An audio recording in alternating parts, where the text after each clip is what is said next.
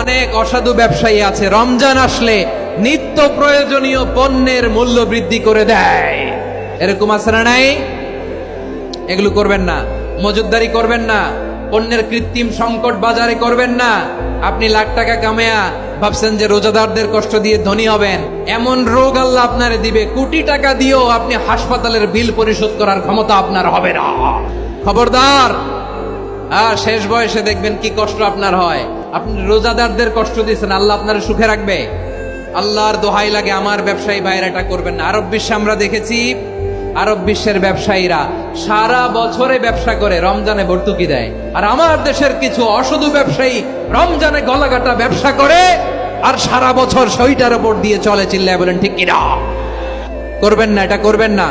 নিত্য প্রয়োজনীয় পণ্যের মূল্য বৃদ্ধি করা হারাম, পণ্যের কৃত্রিম সংকট তৈরি করা হারাম, মজুতদারি করা হারাম, রোজাদারদেরকে কষ্ট দেয়া হারাম। এটা করবেন না।